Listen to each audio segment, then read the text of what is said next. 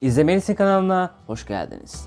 2022 yılında vizyona girmesi beklenen 20 filmi sıralayacağız.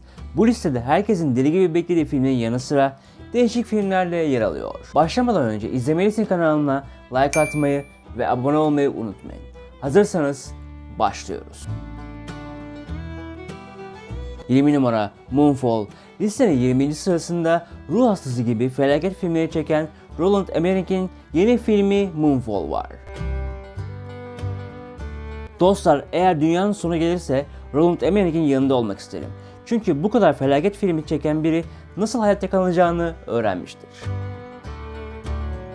Film ayın yörüngesinden çıkıp dünyaya doğru gelmesini ve dünyaya olası bir çarpışmasını önlemeye çalışan astronotları anlatıyor. 19 numara Işık Yılı. Oyuncak hikayesindeki bazı ışık yılı oyuncağına ilham alan gerçek bir kişinin hayatını anlatacak bu film bizim bildiğimiz oyuncağın hikayesini anlatmıyor. İnsanların yaşadığı bir dünyada geçiyor ve bazı ışık yılı da bu dünyada yaşayan bir astronot ve film de bu astronotun maceralarını anlatacak. Pixar yapımı filmin yönetmeni Angus MacNeil, Chris Evans da bazı ışık yılına sesiyle hayat verecek. 18 numara Uncharted. Bu filmin oyunlarını hiç oynamadım ama umarım iyi çıkar. Çünkü geçmişte yapılan oyunların filmleri gerçekten çok kötüydü. Victor Sullivan'ı Robert De Niro canlandırsaydı eğer harika bir seçim olurdu. Mark Wahlberg de keza iyi bir aktör fakat Robert De Niro tam role otururdu. 17 numara Knives Out 2. Listenin 17. sırasında muazzam kadrosu ve harika bir hikayesi olan Knives Out 1'in devam filmi var. Dostlar, eğer bu filmin birinci filmini izlemediyseniz eğer çok şey kaçırıyorsunuz. Çünkü gerçekten çok iyi bir film. Devam filminde dedektif Benoit Blanc yeni bir cinayeti çözmeye çalışacak. Filme katılan yeni oyuncular ise oldukça iyi ve devam filminin hikayesi ise değişik. İlk filmin başarısından sonra yönetmen Rian Johnson devam filmi için Apple, Amazon ve Netflix'ten bir sürü teklif aldı. Aynı anda 3 stüdyo teklif yapınca açık arttırmaya çıktı ve tahmin edeceğiniz gibi Netflix 469 milyon dolar vererek Knives Out için çekilecek 2 yeni filmin haklarını aldı. 16 numara The Northman. The Witch ve Lighthouse gibi filmleri yöneten Robert Eggers yeni filmi The Northman, babası öldürülen bir Viking prensinin intikam hikayesini anlatacak. 15 numara Lost City. Listenin 15. sırasında iyi kadrolu bir komedi filmi var. Film bir ormanda tek başına tatile çıkan yazarın ve yazarın kitaplarından birinde kapak modeli olan kişinin kaçırılmasını anlatacak. 14 numara Scream. Çığlık filmini tekrar sinemada görecek olmak açıkçası beni hem heyecanlandırıyor hem de sevindiriyor. Fakat bazı filmlerde beklediğimiz gibi çıkmayabiliyor uzun süreden sonra. 1996 yılında çıkan filmin kadrosu ve yönetmeni değişmiş. Fakat orijinal kadrodan Neve Campbell, Courtney Cox ve David Arquette var. Filmin yönetmenleri de Ready or Not filmini yöneten Matt Benelli-Olphin ve Tyler Gillette. 13 numara Disappointment Boulevard. Heredity ve Midsommar gibi korku filmlerinin yönetmeni Ari Aster'in yeni filminde başrol Joaquin Phoenix var. Komedi ve korku karışımı bu filmde başarılı bir girişimcinin hayatını izleyeceğiz. 12 numara Top Gun Maverick. Top Gun filminin devam film halkası olan Top Gun Maverick'in başrolünde Tom Cruise yer alıyor. Tom Cruise ilk filmde olduğu gibi Amerikan Birleşik Devletleri Deniz Kuvvetleri'nden Teğmen Pete Mitchell'ı canlandıracak. Filmin yönetmeni Joseph Kosinski. 11 numara Avatar 2.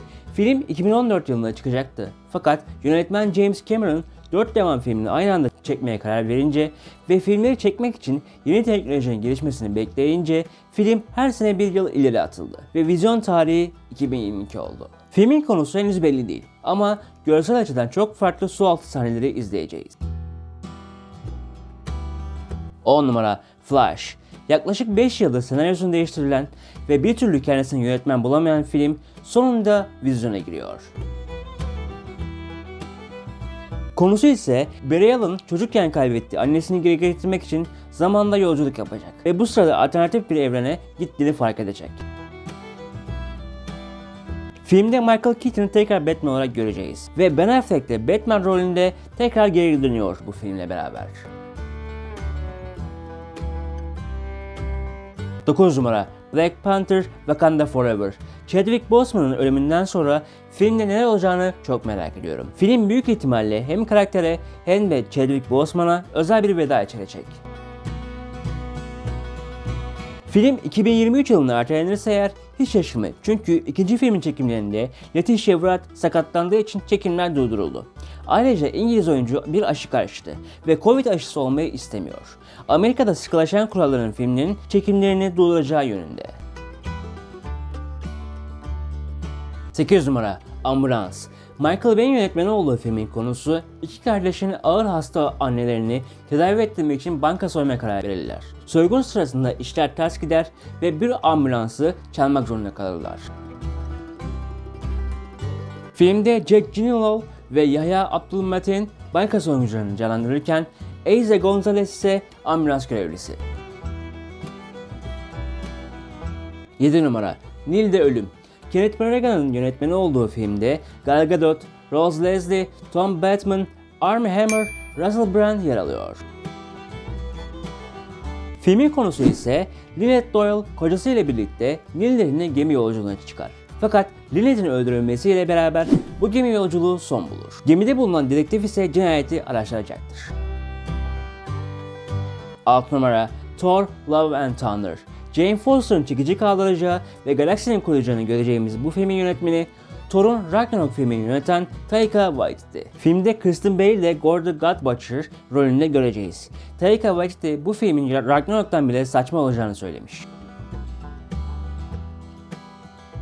5 numara Spider-Man Across the Spider-Verse. Eğer ilk filmi izlemediyseniz bu film gelmeden onu izleyin. Çünkü gerçekten hikayesi ve animasyonu harika bir filmdi.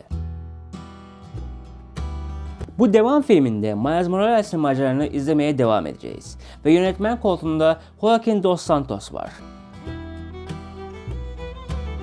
4 numara Black Adam.